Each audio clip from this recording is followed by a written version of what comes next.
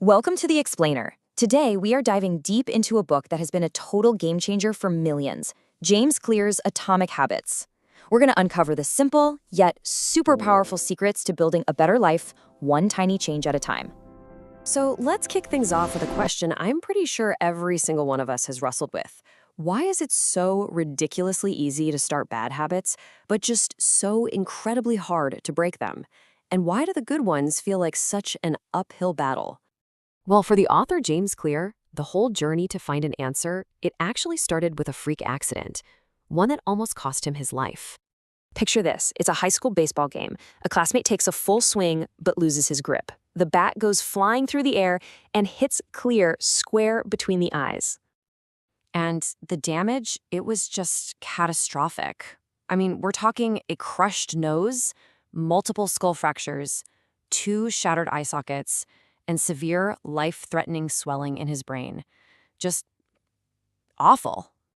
Things got so bad, so fast, that doctors had to put him into a medically induced coma. It was literally the only way to save his life. Okay, so Clear's recovery was, as you can imagine, long and slow. And it was built on taking these tiny, tiny steps every single day. And that lesson he learned, the incredible power of small, consistent improvements, it wasn't just a personal revelation. It turns out it was the very same principle that was about to completely transform an entire sport. Let's talk about the British cycling team for a minute. For almost 100 years, these guys were, well, they were a joke. Seriously. They had only won a single Olympic gold medal in their entire history. It got so bad that top bike brands refused to sell them equipment because they didn't want their name associated with the team. Ouch. But then, in 2003, this guy, Dave Brailsford, comes in as the new performance director, and he introduces this kind of radical strategy. He called it the aggregation of marginal gains. The idea, as he explained it, was actually super simple. Just break down everything you could possibly think of about riding a bike, and then improve each little piece by just 1%. And believe me when I say everything, I mean everything. They went all in. Sure, they looked at the obvious stuff, like making the bike seats more comfortable or rubbing alcohol on the tires for better grip, but then they went way, way further. They tested massage gels for faster muscle recovery. They even hired a surgeon to teach the riders the right way to wash their hands to avoid getting sick. No detail was too small. So here's where it gets really crazy. All these tiny, almost insignificant changes, they started to add up. They compounded on each other, and the results, well, they were bigger and faster than anyone could have possibly imagined. Get this. Just 5 years after Brailsford started, the team absolutely dominated the 2008 Beijing Olympics, winning something like 60% of the gold medals. 4 years later in London, they did it again, setting a bunch of Olympic and world records. And in just over a decade, they went from being a total laughingstock to arguably the most successful cycling team in modern history. And this is the core idea of the whole book, really. You can see it right here in this curve. Small habits are like the compound interest of self-improvement. It's not about simple addition, it's multiplication. Your good habits multiply over time, and well, the costs of your bad habits do the exact same thing. So, what does that look like in real numbers? It's pretty staggering, actually. If you get just 1% better each day for a year, you won't be 365% better. No, you'll be nearly 37 times better. That's the power of compounding right there. Okay, so if this 1% rule is so incredibly powerful, why do we all struggle so much to stick with good habits, right? It's a great question.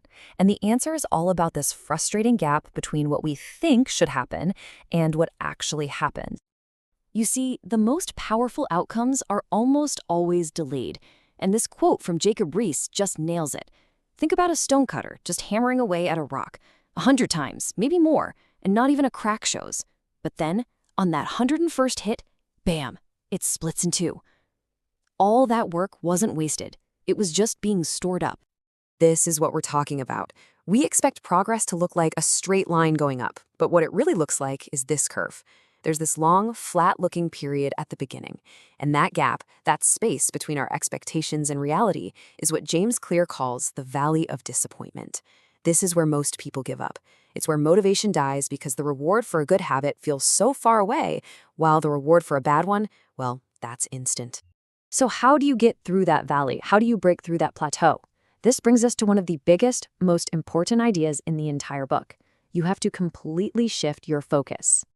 Clear's advice is pretty radical. Forget about goals. Seriously, focus on your systems instead. So what's the difference? Well, your goal is the result you want to achieve, like winning a championship. Your system is the process that leads to those results, like what your team does at practice every single day. So why make the shift? Because a goals-first mindset is actually pretty flawed when you think about it. For one, winners and losers often have the exact same goals. I mean, every single athlete at the Olympics has the goal of winning a gold medal, right?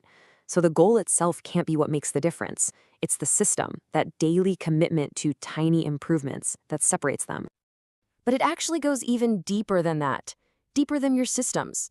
The real secret, the most profound idea in Atomic Habits, is that true, lasting change isn't really about what you do. It's about who you believe you are. So Claire lays out these 3 layers of behavior change. Think of it like an onion. On the outside layer, you've got your outcomes. That's the what you get. The next layer in is your processes. That's the how, what you do.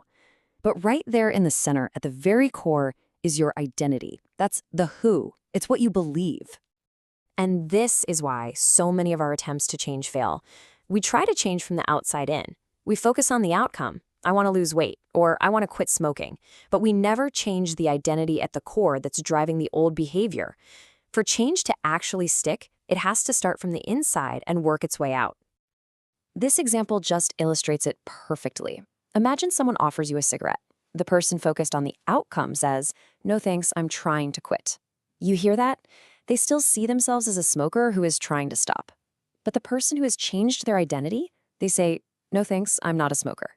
It's such a small change in words, but it signals a massive shift in who they believe they are. And all of this really leads to one of my favorite quotes from the entire book. You do not rise to the level of your goals, you fall to the level of your systems. It's just so true. It's not about some big, heroic effort or some ambitious goal you set once. What really determines your progress is the quality of the things you do every single day. So what's the big takeaway here?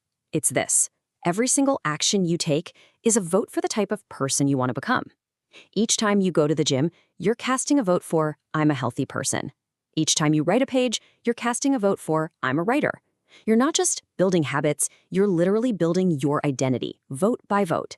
So the question to leave you with is a simple one. What vote will you cast today?